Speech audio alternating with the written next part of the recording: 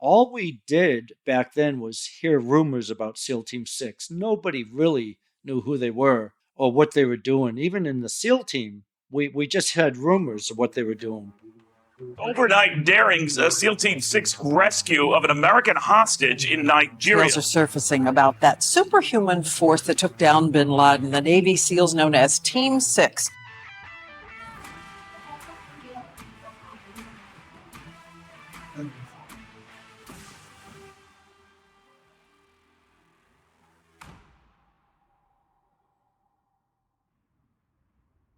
Welcome to Heroes Behind Headlines. I'm your host, Ralph Pizzullo. Today we're going to talk to a very inspiring person named Don Mann. He's a good friend of mine, and he's one of the most amazing people I've ever met. For 17 years, he was a member of the Navy SEALs, and 8 of those with SEAL Team 6. Even among the SEAL teams, the members of SEAL Team 6 are different. They're considered the best warriors on the planet. Their level of commitment, the way they train, the skills that they have are unparalleled. I've never seen anything like it in my life. And they're so secret, in fact, that SEAL Team 6 technically doesn't exist. Its real name is top secret. You might not know the name Don Mann, but he's well known within the SEAL community. Their former commander, Admiral Bob Harwood, once referred to Don as the toughest special operator he's ever known. Now, because of the top secret nature of what Don did, he can't tell us everything. By listening to him, you'll definitely get a sense of the kind of unique, disciplined individual it takes to become a member of SEAL Team 6 and face the most difficult challenges on the planet. Don, can you tell us how long you were in SEAL teams and what you did afterwards? Sure, Ralph. I was in for 21 years. I served at SEAL Team 1, SEAL Team 2, and SEAL Team 6. And when I retired in 98, I've worked for the government as a contractor ever since. Great, perfect. Can you tell us a little bit about your background growing up and how you got into the Navy and why? Well, I was born in Connecticut, and I was raised up through different states throughout New England. And my father is a real patriot. Actually, when we were attacked by the Japanese, Pearl Harbor, he quit high school and joined the Navy. So it was instilled in us at a young age, the value of our country and the patriotism was instilled into all of us, how important our country was. And tell me, I know you had a kind of a wild teenage years. Can you tell us a little bit about that? And then how you and why you decided to join the Navy? Well, Ralph, that might be even putting it somewhat mildly. I was a bad kid. Okay. And I was reckless. I was always looking for adventure, and I found that in certain ways, like taunting the police to chase us on motorcycles before we had licenses and getting chased all over town and doing wheelies up and down the streets. And I was getting in trouble a lot. I did want to be a professional motocross racer, and I didn't do any other sport in school. And all I thought about was training and racing and trying to win motocross races. And my ultimate goal was to be a professional motocross racer. And David Kelleher was a professional motocross racer. And he said to me, if you want to get serious about the sport, if you take it seriously enough, you'll start training and you'll start running. I said, Dave, I'll do whatever you say. And I never ran a half a mile in my life. I didn't comprehend what a 10-mile run would be like.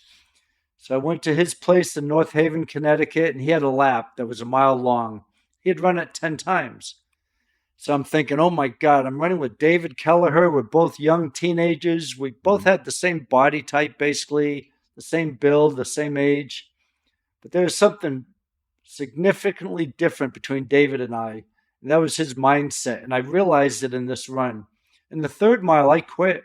I watched Dave run the other 7 miles.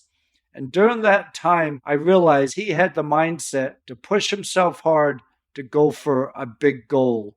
So Dave said he was kind of fed up with me, and I was embarrassed. He said, Don, you better start training for a race. Train for some running race. That'll get you motivated to train for running, and then do the running race and see how you do. And I didn't know they had running races back then in the 70s. And he said, yeah, there's one coming up. It's called Boston Marathon. I asked him how long it was, and he said 26.2 miles. I said, people don't run that far.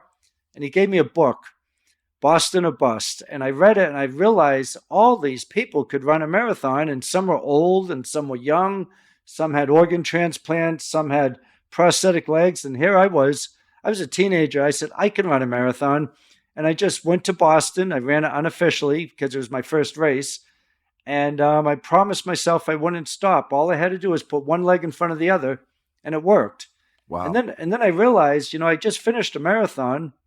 My time was slow, 3 hours and 44 minutes, but I did one every month for the next 3 years and knocked an hour off my time. Wow. And I became a good runner, just with the mindset of pushing myself hard and breaking the goal I had set for myself, which would be the same distance but faster. The next month, the same distance but faster, or a longer distance. And then I'd start doing 100Ks and 50 milers and 50Ks. And that led to Ironman competitions, correct? Yeah, because then the Ironman came out in Hawaii, and we heard about these 12 people who swam 2.4 miles, rode a bike 112, and then did a marathon. And that changed my life. I was thinking, oh my God, I want to go do that. Yeah. So I went out to Hawaii, and I did a couple of those in Hawaii. And then when I retired from the SEAL teams, I did 2 Ironmans in one day. And wow. In one day. Yep. My God. and that taught me a good lesson, doing 2 in one day, because that's a 4.8 mile swim, 224 mile bike ride, and then 52.4 miles of running. But at mile 32 in the run, I started seeing the white spots. I started dry heaving a little bit. I started spitting out a little bile, and I passed out. And I woke up and I saw the other cyclists and runners going by. At first, I started thinking, why am I sleeping outside? But then I realized I'm in a double Ironman, and I got up and finished the race and got the medal. And I realized then that all those times in my life where I may have wanted to slow down or quit because it was too hard or too painful or whatever reason I had, I was wrong.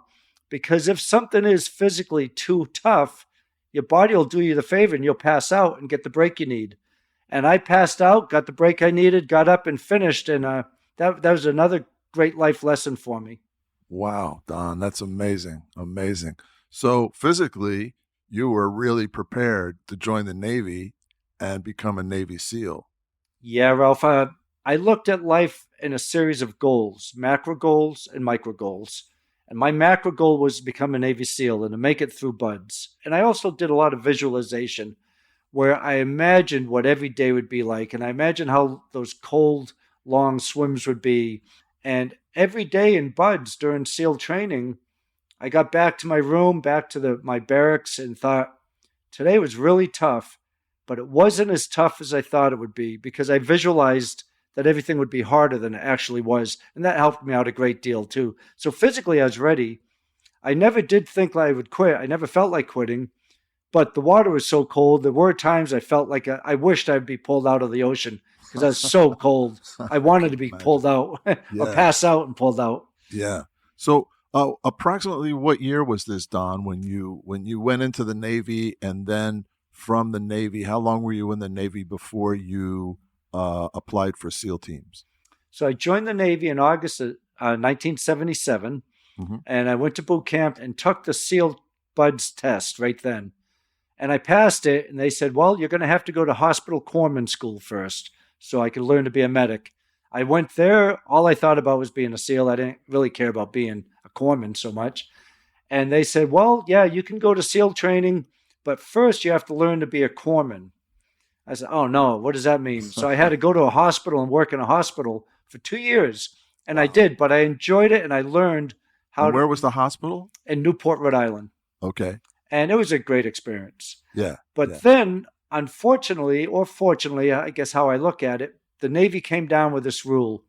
Every corpsman had to be categorized in 1 or 2 classifications, either the big gray ships, seaboard, or with the Marine Corps. And I didn't want either. I wanted to become a SEAL, but a SEAL was a subset. So you had to be assigned to the ships or the Marines, and from there you could go for SEALs. So I chose Marines because it was a little more physical than being on a ship. And then I went to SEAL, pre-SEAL training. It was force medical training, and it was in Camp Pendleton, and it was learn to be a medic with the Marines before I could go to SEAL training. And I did that, and then they said, now you have to spend a year with the Marines. So basically, I had a 4-year wait, but a lot of time training and preparing for BUDS. But it was basically 4 years, and I didn't get to BUDS till 1982. Growing up, Don describes himself as a bat-out-of-hell, shit-kicker motorcycle punk. He drove his parents and authorities crazy. After graduating at the bottom of his high school class, he joined the Navy, and he found a way to channel the almost uncontrollable fire burning inside of him. He remembers arriving at Coronado Beach, California in March 1982 to start BUDS SEAL training, which is the most brutal military training in the world. When he looked out on the field where guys from the previous BUDS class were running around with scuba tanks on their backs and instructors screaming at them, he thought to himself, this is for me. I've arrived. We started our BUDS class with 124 people and graduated with 23. Wow. Which is a typical usually. Typical. So now you're assigned right away to a SEAL team? Yes. I went right over next door as soon as I graduated, and I checked into SEAL Team 1, and that was my assignment. And that was in Coronado? Yes. California? All the odd number SEAL teams, 1, 3, 5, and 7, they're all on the West Coast in Coronado, and 2, 4, 8, and 10 are on the East Coast. Okay. So tell us about that. Tell us about SEAL Team 1. What was that like? Everybody was getting ready for Christmas leave and holiday and everything. And I just wanted to go right to SEAL Team. I didn't really want to go on a vacation or take leave after BUDS. I wanted to be a SEAL right away. And I went over there, and this guy with long black hair, a black leather jacket, a big tough looking biker with all these chains came up to the door. He goes, "What do you want?" And I said, "My name's Doc Mann. I'm a corpsman. I'm just checking in from BUDS." He said, "We don't call you Doc till you earn the name Doc." He said, "Come on in. My name's Senior Chief Chamberlain." And he was a senior chief. Wow. And he was the old, tough SEAL team era from Vietnam, tough guy.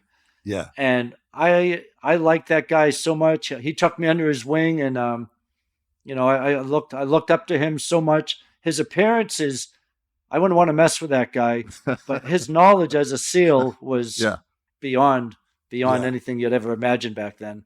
Yeah, and from what I understand, the training just never stops, correct? That's right. It never, ever stops. Yeah. The only time it stops is when you're involved in war or a conflict or mission somewhere. Yeah. Okay, so how long were you in SEAL Team 1, and what was the process that you had to go through to make it to SEAL Team 6? And what percentage of SEALs make it into SEAL Team 6? Okay, I did check into SEAL Team 1 in 1982, December 82, and all we did back then was hear rumors about SEAL Team 6. Nobody really knew who they were or what they were doing. Even in the SEAL team, we just had rumors of what they were doing. We knew they had longer hair and they looked like civilians, and they had the best training in the world, and they had a worldwide capability, and they were the best trained SEALs in the military. And in my opinion, I don't know why every SEAL didn't want to go to SEAL Team 6. But once I got to SEAL Team 1, then my next macro goal was someday to make it to SEAL Team 6. Yeah. And it usually takes 6 or 7 or 8 or 9 years to get to 6. And one benefit I had was I was a corpsman, and they needed corpsmen at SEAL Team 6. So I remember looking out my window at BUDS, and we saw some guys leaving the dive locker, and someone said, "Those 6 or 7 guys down there, those are SEAL Team 6 guys." I remember just looking out the window to see what they look like. And they look so normal to me, but that's how they're supposed to look like. They have to fit in anywhere in the world. But that impressed me even more so. They weren't pounding the chest. They weren't walking around like they're big, tough guys or anything. They were down to earth, low key professionals. And then I really wanted to get to that unit. But in 1985, I had a chance to be interviewed to go to SEAL Team 6. And if they're interested in you, they'll fly over to California from Virginia, and they'll interview you. And I was very excited for this interview.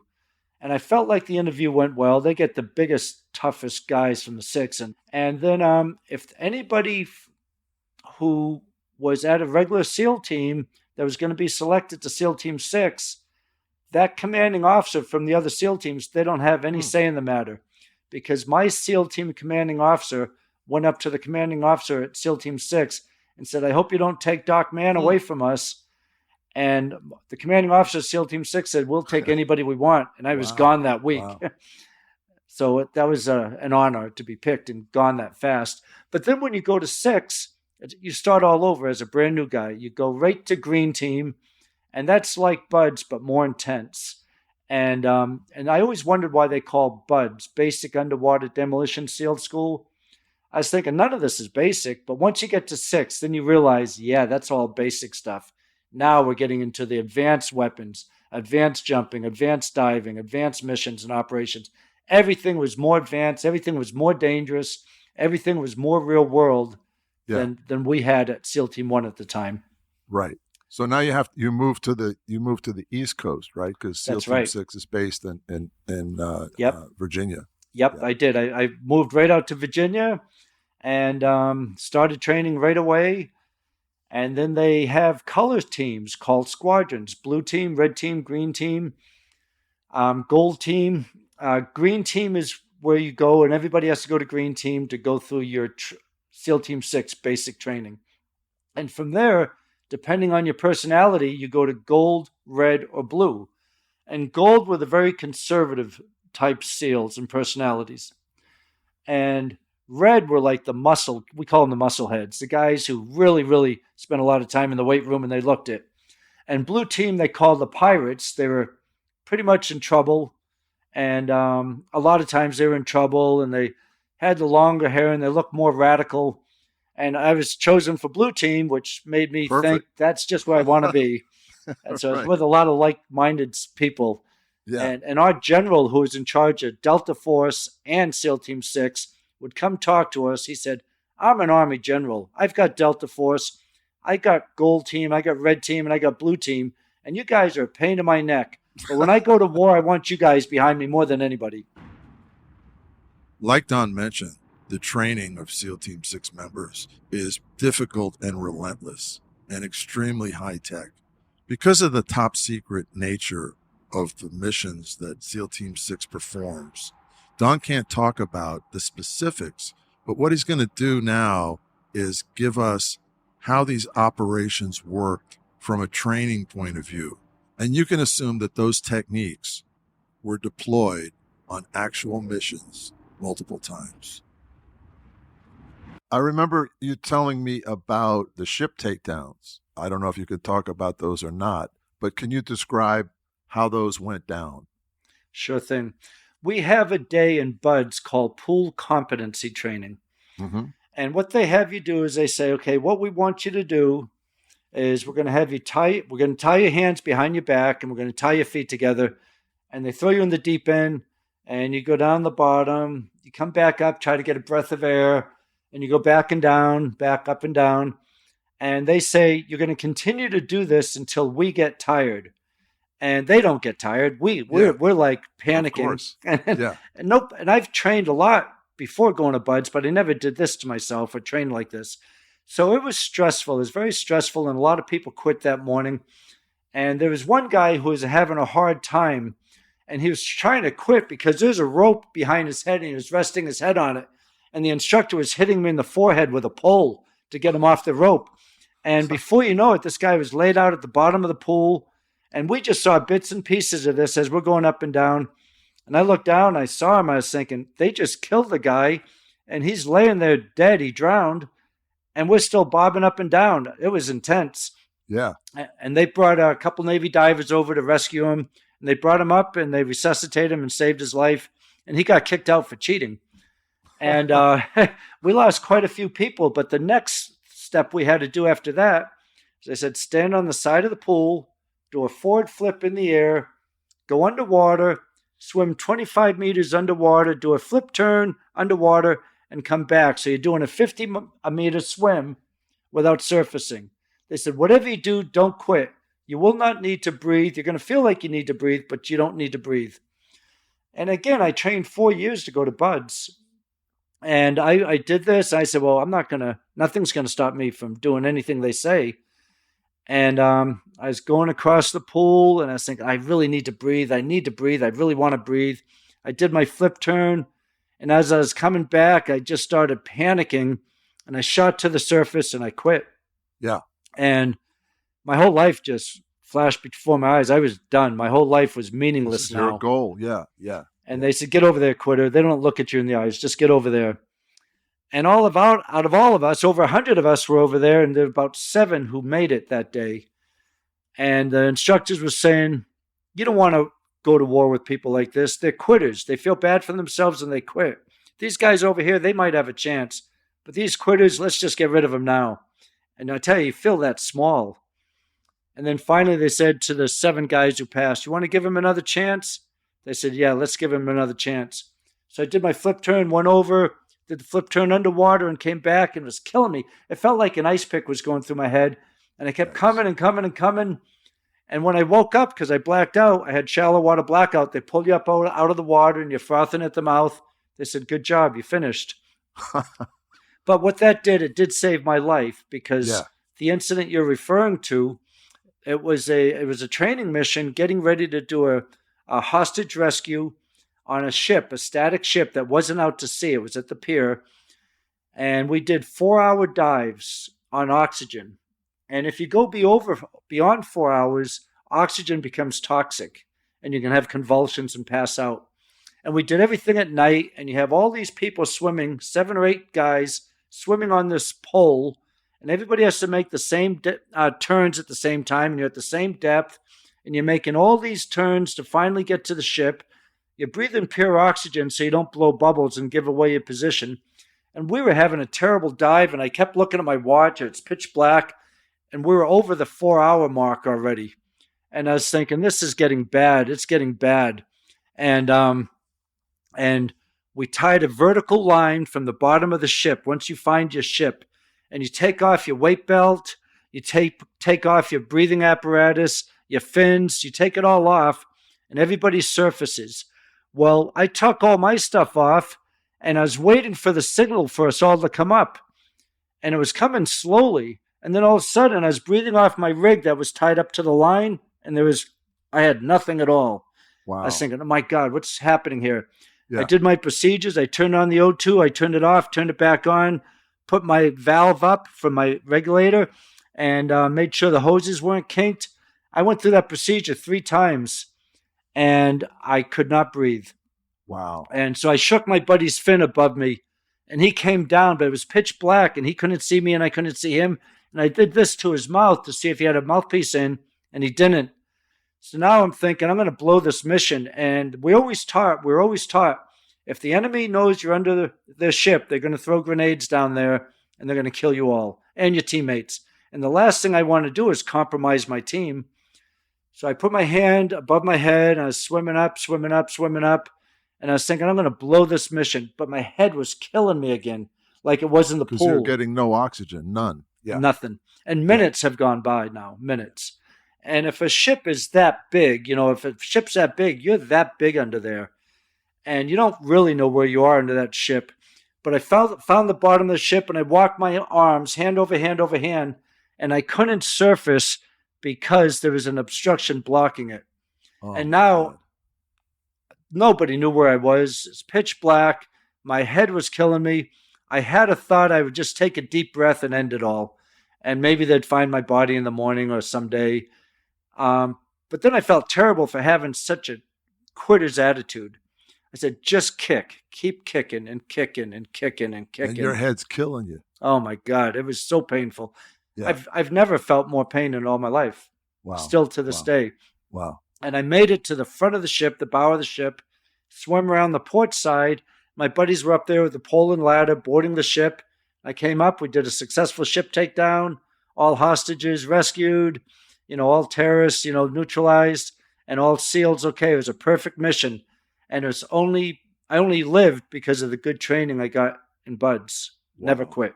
Wow. Never quit. Never. Wow. That's amazing, Don. tell me about the moving ship takedowns that you used to do, because those sounded very coordinated and exciting. The ship takedowns, the underways, we call them. So Underways. you might have a cruise ship with a hostage on it, taken over by terrorists, and SEAL Team 6 is the best in the world at doing this. SEAL Team 6 does a lot of things other units do, but when it comes to ship takedowns, SEAL Team 6 is the best in the world. And so what you do, you get 2 C-5s or big cargo planes, and you put 4 cigarette boats in the back of those planes, and you're tracking the enemy ship or the ship that's got an enemy on it. And you come out, you fly ahead of the ship and off to the side. The 4 cigarette boats go out, and you parachute in. You do a halo, high altitude, low opening jump, and you try to follow the cigarette boats into the dark sea, de-rig your parachute, get in that cigarette boat, and now you're behind the ship, and you chase down the cigarette boat. If you lose a boat, if it doesn't start, or if it'll goes, just go right down, right? You call them lawn darts, right? That's right. Yeah. When that happens, then you have all the SEALs in 3 boats. Okay. And then you're chasing down the cruise ship. And once you get to the cruise ship, you're hooking up the pole and ladder, climbing up that ladder, hooking it up so it's safe for the other guys to come on up. So you have to put up a pole that hooks onto the side of the ship. Correct. Right? And then it's your job, right, to climb up that pole. Yeah, as a lead climber, and I was a lead climber, you're taking the pole, and it's a telescopic pole. You're extending it up the skin of the ship, the side of the ship, and you're on a cigarette boat, so it's bouncing up and down. The ship's bouncing up and down. You're underway. It's pitch black. And you don't know what you're hooked onto up there, right? You don't. You just, you tug on it, and you think, okay, it's secure enough, and then you go up, and then you secure it with a 1-inch runner, and you secure it up there so the rest of the team can climb up. And how far are you climbing? It must be like 50 feet, right? Well, if you can get a hook up to 25 or 30 feet, that's better. Okay. But sometimes you can't find a place to hook until 40 plus feet. And you have to really want to be a climber to climb ships in the middle of the night. And you have to feel confident in your abilities. The only thing we didn't know is what that was hooked onto. But if you pulled hard, you think, okay, it's holding my weight. I'm pulling it. Okay, I got 30 seconds. I'll get up there, safety line it, and then we're okay. So it's a little bit of adrenaline rush until that line gets rigged for the safety line. And then you signal the other guys up with a red lens flashlight, and they know to start climbing. Okay. And they start climbing the ladder. You're the first one up there, so you're up there alone. So if anybody sees you, you're exposed. Yeah. So if there is anybody up there waiting for me or any lead climber to be at the top, we're all done for. Because if we gave away a position, if we got compromised and they're waiting for us, you don't have a weapon. You might have one slung on your back and you might have a holster, but you need both your hands to climb. And when you get over and you secure the line to something that's stable on the ship, then you pull your weapon, you hold security for the other guys to come up. But if they heard you or they saw you coming up, the boats are easy to shoot down, throw grenades and whatever you want. And it is dangerous in the sense that the 4 cigarette boats are following the ship. But if you're in back of the ship and you look backwards where the cigarette boats are, you see a lot of water and white foam. And our hope is always to be hidden in that big whitewash. Right. Oh, so your cigarette boats are going right in the wake of the ship. Pretty much. Or so hidden by that wake. You're hidden by it. Yeah, so it must be really rough. You're really bouncing around. It is. And not to mention you're in a rough ocean too. Yeah, yeah. Yeah. That's pretty exciting, huh? It is. It's really exciting. Yeah. Now, Don, I remember you talked about you used to behind the Iron Curtain where you would be on a commercial airliner. How did that work? Okay, so that was during the Cold War. And after the Cold War as well. And it was a mission we always trained for. And if and when that was always used, it's never disclosed. Yeah, we won't get into that. Let's just talk about how you did it. Yeah. So what we did, we had a commercial airliner. And we're able to do this to a commercial airliner, any commercial airliner. And we would rig our parachutes and our gear down below the airliner, down where all the luggage goes. And then it's a regular passenger plane. Passengers come up. So it's a regular scheduled flight. Yep. People are on the plane. Yep. Okay. Yep. This is incredible. Yeah, go ahead. And then the passengers in the back are asked to move up forward, and they have some excuse why. And then the doors close so you don't see the forward passengers, and they don't see the people in the back. Yeah, and you're in the back. Yep. Okay. You're in the back. Then they open up the hatch down where the luggage is, so the plane's got to be depressurized. We go down, grab all our parachutes on, put the parachutes on. The back door opens up to the rear of the plane, and we all jump out. Wow. And then they close the door. They open up the back, the dividing wall, and all those seats are empty. and people on the plane have no idea that this is going on. No. And these are done at night? They must be done at night. Always at night, yeah. We never did anything in the daytime. Yeah. Training sometimes, but it's always at night, yeah. Wow. And so when the plane depressurizes, the passengers have to wear those oxygen masks, right? Or the plane will have a reason for going down low. Oh, okay. The pilot will say we have to go down because of weather or whatever. Yep. And sometimes they'll do it without even anybody knowing, just getting lower and lower and lower without. Right. Oh, I see. Just moving down gradually. Yep. Yeah. Because and since it's at night, probably half the passengers are asleep anyway. Yep. Yep. And when you board the plane, you're just dressed in civilian clothes? Yeah, anything you want, just as a civilian who could fit in anywhere. Yeah. I wonder how many people have been on those flights and had no idea. Yep. And other countries would have permission to have certain flights flying through. Yeah. You couldn't get a military plane in a lot of places. Right. So you'd have to use a civilian plane. Crazy. Tell us about the accident when you did a show for the VIPs at Fort Bragg. That was what we call the Dog and Pony Show. And us, Delta Force, the Rangers would be there.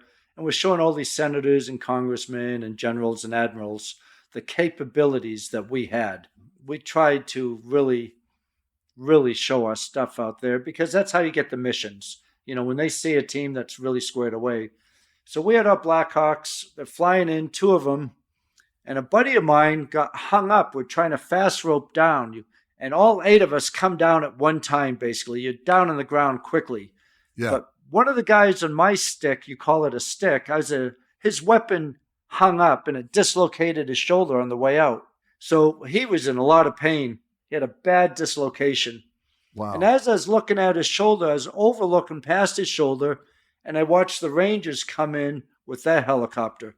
And the helicopter they were in had a rear rotor that hit the ground, sparked up, and the helo was all over the sky.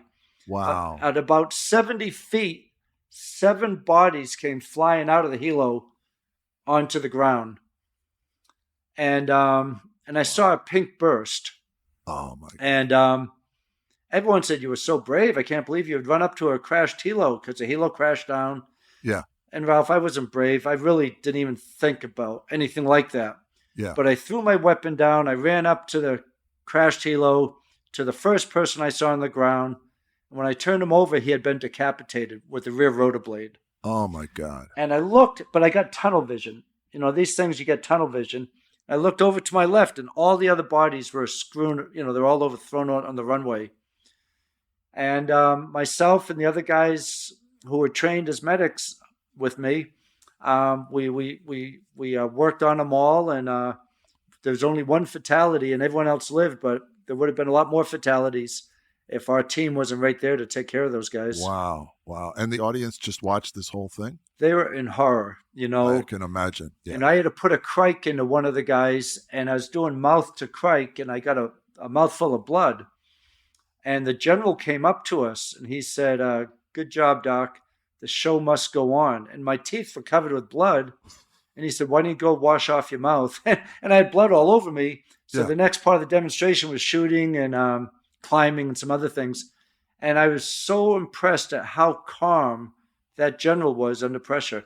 He was the general in charge. senators, congressmen, all these VIPs were watching. There was a fatality, a helo crash, and he kept his composure and said the show must go on. Wow. And he is, because of that, I was an enlisted person at that point. I was an E8 corpsman, hospital corpsman, senior chief, and he was responsible for having me promoted to the rank of warrant officer. The point Don's making is that these guys are so highly trained and so disciplined that even when they have a horrible training accident like what he had just described, they just go about their business as trained professional medics and soldiers, which they did in this case. They went about it with such calmness and order that, according to Don, a lot of the spectators weren't sure that a man had actually been decapitated or if it was just part of the show.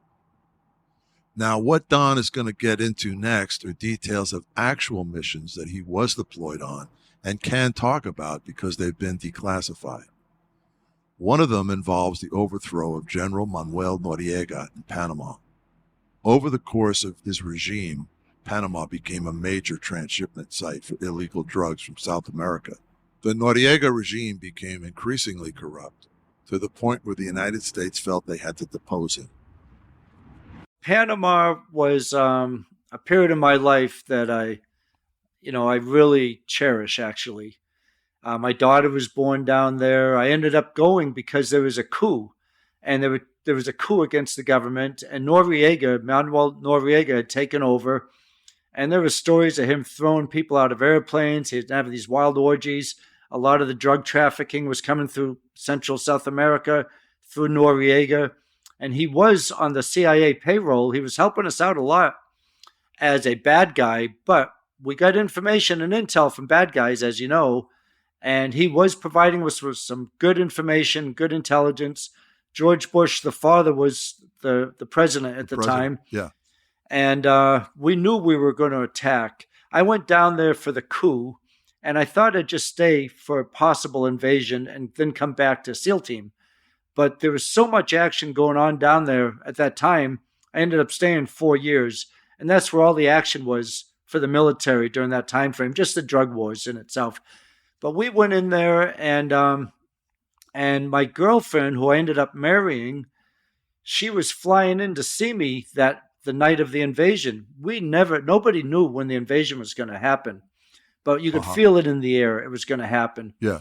This is like 1990. I can't remember Yeah, the it was exact 1990. Yeah. I got there in 89, and it started off about Christmas of 89, right before 90. And so I went to go pick her up at the airport, and there was a lieutenant I was stationed with, and his wife was coming in at the airport. And my commanding officer says, "Be careful out there. It's getting bad. It's getting bad." And so we took an armored escort ride to the airport and got the girls. And on the way back, my buddy, he said, "I'm going to take my wife Bonnie out to a restaurant." I said, "Adam, be careful, be careful." And I went back to the barracks.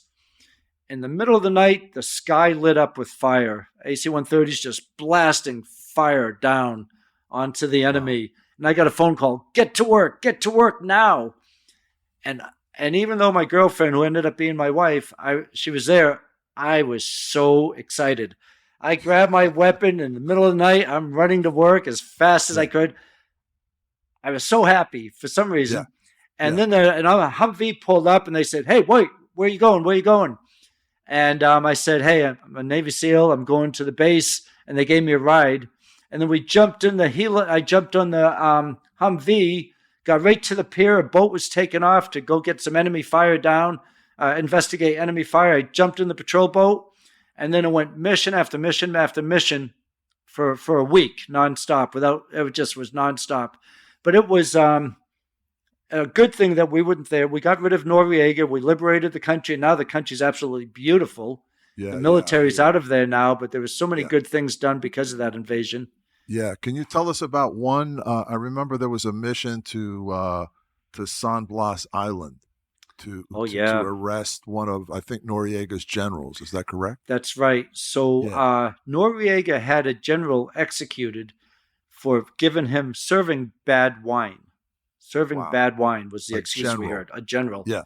Yeah. So they were looking for a SEAL medic to go with them. It was a special forces mission. I said, "Yeah, I'll go with you." And 3 of us in the Navy all went, all attached down in Panama. And 3 of us went, and I wasn't impressed at all with these Special Forces guys. It was a reserve unit, and they got this real mission, and they were all excited about it. And during the warning order, I was listening to what was happening and what was going to happen in the brief and what was going to happen in the mission. And there were so many questions I had, but I didn't want to be the SEAL who wants to contradict how the Army does things. But I did ask the warrant officer who was in charge, I said, sir, I have a question. You didn't mention you lost a communications plan. How does that happen? He goes, you Navy guys, you SEALs, you watch too many movies. Our communications work in the Army. And I said, oh boy, here we go. And none of these guys were in very good shape. And the mission was tough. It was hiking up and down these mountains for 3 days. And we had big backpacks on. And after about 6 hours, most of those guys were exhausted. And there was an Indian, a Central American Indian, that was stopped, and they said, hey, if you get us 10 horses and 10 natives to walk the horses, we have a whole bag of money, and we'll pay you a bunch of money. So we had to sit there and wait for these 10 horses and these people to come by. Now we have 10 Indians, 10 horses, some Special Forces guys who weren't in shape, and 3 of us. And this is supposed to be a surprise mission. Right? It was. It was going through enemy territory, and we weren't supposed to be seen or heard. And everything was bad from the start. And they kept wanting breaks to smoke cigarettes. Nothing made sense to us at all. Yeah. And then one time, one of the guys put his law rocket down by a tree. The warrant officer says, okay, break's over. We started walking. And I told my 2 guys, if it hits the fan, let's take care of the other guys, but we're probably going to be on our own. This is a disaster here.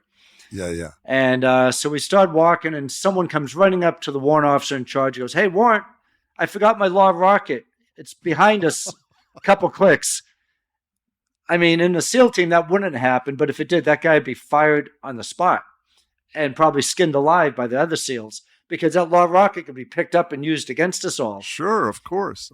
So the warrant officer said, okay, everyone take a break. He sent that guy off on his own to go pick up the law rocket. He found it after an hour or so, and the warrant officer congratulated him for finding the law rocket he left behind. It was a disaster. Yeah. So they put up the radios they had on a horse, and these horses were tough. They're going up and down these steep mountains that we were climbing. But at the top of one of the hills, the horse with the communications gear fell off the mountain way down below, and everything that horse had on it, we couldn't retrieve, and the horse was killed, and we lost all the communications. Of course. And I was thinking, now we're without communications. And they didn't want to do this, in a stealth way. They didn't want to do it covertly. They wanted to stop at every village and say, hey, we have a bunch of money. Can we stay in your backyard, your chicken coop? We'll pay you a lot of money, make us breakfast, and we'll leave. Yeah. And everybody took the money they gave them. Of course, yeah. But I said, hey, warrant, they're going to send a runner up to the general and tell him we're coming. He said, don't worry about it. Don't worry about it. So this happened for 3 days. On the 3rd day, we come up to this mansion in the middle of a jungle in the San Blas Islands. And it just didn't look like it belonged there. And I said to the warrant, again, without trying to be the know-it-all, and I wasn't a know-it-all, but I just knew what he was doing was wrong. And I said, hey, warrant, instead of just walking up the driveway, why don't we hide out and just see who's coming and going for a while, see what we can see, traffic in the house or outside? He said, no, don't worry about it. But anyways, one of the servants came running out, and he had his hands up. He said, the general left. He knew you were coming 2 days ago. Everybody's left, and he ran off. So we went in there and looked for money and weapons and drugs, and it was a complete failure in every way. After Panama, Don became the Weapons of Mass Destruction officer for SEAL Team 6, and his experiences there are eyebrow-raising, to say the least. He can't discuss a lot of it, but he's going to tell us as much as he can. When I first got there, we were counter-terrorist. We're basically going against terrorists. And then the focus shifted to counter-terrorist was right under going after weapons of mass destruction and being prepared for a weapons of mass destruction attack and going after the countries that had weapons of mass destruction to prevent them from using them. So that became the priority in the late 90s, up until 9/11 when we got hit and bin Laden, and there was a search for bin Laden. But that definitely became, it didn't go away. It just was secondary to going after bin Laden.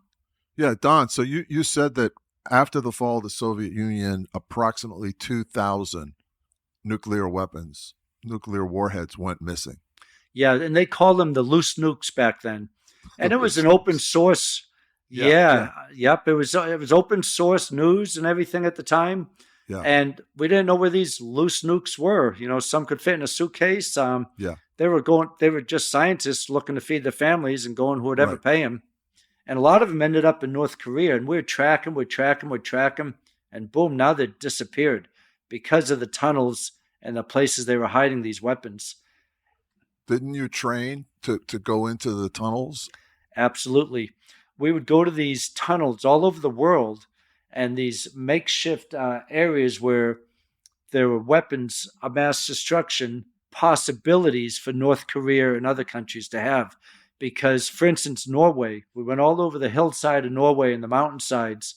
And one place was a mountain that was 26 miles long inside. All these hollowed mountains and these places were used for good purposes. It was also a weapons of mass destruction fallout shelter if there was a nuclear attack. But when there wasn't one, it was either a library, a skating rink, a water power source for hydropower. And so we went all over the world figuring out how could we get into these places, because we'd work with these mad scientists in our breaches to get underneath these and think, how are we going to get through these thick vaulted areas? Because from the intel we were getting, that's where the weapons of mass destruction were being hidden and held around the world. And we had to figure out how to get in there. And I understand that there are these bases and underground tunnels like all over the world. Yep, especially these world powers, the nuclear powers. We know who knows what Pakistan has, but there's all these countries now with nuclear capabilities, and they're not going to leave them out in the open. They are going to be hidden well and concealed. And the way it, even 20 years ago, they had great resources on the ability to hollow out mountains and use the mountains or tunnels to store these things. Yeah.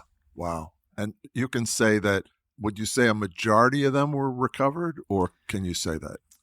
I would guess that answer would be no, they weren't. When I last was in the loop and hearing anything about that, it was a mystery where they were. We knew North Korea was a big source. It's still a big worry, of course, for this world. Now there's a lot of other things we're worried about on top of that, but that worry hasn't gone away. I mean, it's a lot easier today to conduct a weapons of mass destruction attack than it was even back then. Okay, so let's talk about, I know that you were captured twice during your time as a SEAL. Can you talk about those two incidents? Sure, Ralph. So there was one, the first time was the worst time, and it was in the Middle East, and we were working with Egyptian commandos as our cover story, basically. Okay, we'll work with these Egyptian commandos. We'll do some training with them. But then we flew off without people knowing about it. We went to another country that was a country at war, a war-torn country that was always in and out of wars. And we went in there to do a reconnaissance. And we flew in, dropped in a rubber boat, and we parachuted in. The four of us got in that rubber boat, and we took it to shore in the middle of the night. But we were all really sick because when we were with those Egyptian commandos, we had killed and eaten some frogs, some snakes, and some poisonous snakes. You'd kill them on your boot and peel the skin back, take the venom sacs out and eat it. And we all got sick. The four of us on this mission got sick. Wow. And the mission was highly classified. And really nobody at the SEAL team knew the four of us were involved in this. We didn't even talk about it in the SEAL team. Yeah. And the four of us were selected for this mission. And they said, when you jump in the water, get out quickly because it's infested with sharks. Because what the Arabs would do after they would kill camels, they'd cut the entrails out of the camels, throw them in the ocean, and there were sharks everywhere eating these. So sharks just came around this area quite a bit for all the camel intestines and innards. So that's the water we jumped into. We had food poisoning. Things weren't looking good for us. Yeah. We got in the rubber boat, sick as can be, motored up to shore, looked around for signs of enemy personnel. We didn't see any. So my buddy and I, we came off the boat. We swam to shore. We couldn't wait to get out of that water because of the sharks. Yeah. And we had to find a place for 4 of us to hide up for 3 days. And it was a little finger of land with water on 3 sides. And we had to observe an airport, an air facility over to our right, and over to our left was a shipyard. And we had to be in a position where we could see what was happening, people coming and going, and do a reconnaissance. And there wasn't a place to hide. So we decided we called the boat over. The other 2 guys came. We dug a hole. We had to do this quickly before daylight. And we dug a hole and put the motorboat and everything we didn't need under one hole and buried it. Then we dug another hole, and the 4 of us went in that hole. And we had long hair and beards at the time. And we covered our hole, the opening, with camouflage netting. So the 4 of us were in there with goggles because there was a bad windstorm. And we had long hair and beards. We had our weapons. So if you look across the desert, you didn't see anything. But if you came up and saw that camouflage netting, you would see 4 guys in that hole. So we were as sick as can be in that hole. And at high tide, the hole filled up with water.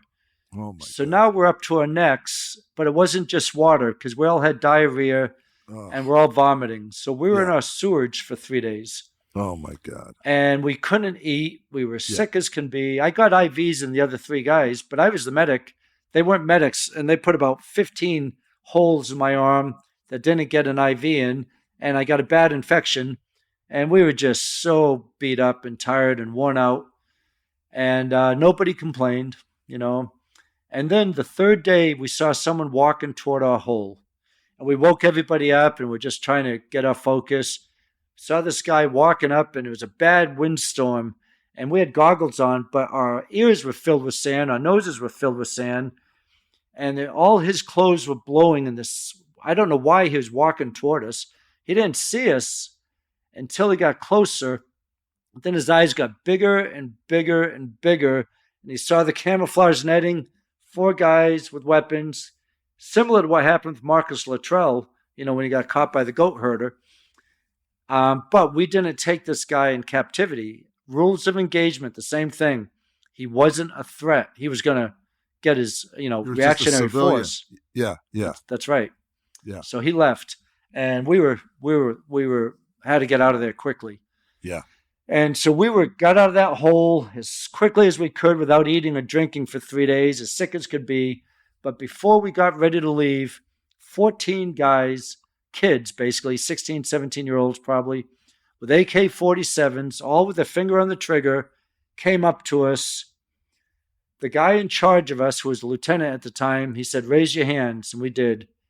They circled around us, and they were scared to death, and they're pointing the weapons at our chest and our heads. I thought they probably won't shoot us because if they do, the rounds would go through us into them because we were in a circle. Right. And then I was thinking, well, they probably won't intentionally shoot us. They're so nervous they might have an accident. They won't know it. There's an accidental discharge. So one guy could speak some broken English, and he would say, "Down, down, down on the ground." We said, "No." He said, "Down, we shoot you in the backs," in broken English. We said, No. We're going to go back on our boat. We're going home. And they couldn't understand us, so they held us at gunpoint overnight, and they sent somebody back to their village, and an interpreter came by. He said, "You trespassed. We're going to execute you. Lay in the ground. We're going to shoot you in the backs." We said, "No, we're not going to do that. We're just here for training." We had our excuse, our lame excuse. "And this is our boat. We're going to get back in it, and we're leaving." And this went back and forth, and finally they said, "Oh, go." They let us go. Wow. Yep. Wow. So we got back in the boat, motored out to sea for another night, as sick as can be, came around that point of land, finished the mission, and we won and they lost. And my favorite part about that, Ralph, is I was with 3 SEALs, 4 SEALs altogether, including myself. Nobody complained. Nobody said this is terrible. Nobody. Right. We were all so happy to be there, and we all were positive we're going to get out of that. Wow. I don't know how, but we had that was our mindset. Yeah, that's amazing. Amazing. And then there was a second time, I think when you were in Kurdistan, which you mentioned before. Yep, there was another time, and I was with a partner of mine, and we had a package that I can't disclose, and I can't disclose the country. And we started being chased, and we were unarmed. We looked like civilians. We were unarmed, and we were running as fast as we could be running. And I took the package, I threw it under a car, and we're running and running and running, and we're super hot and sweating. And we had the police force chasing us.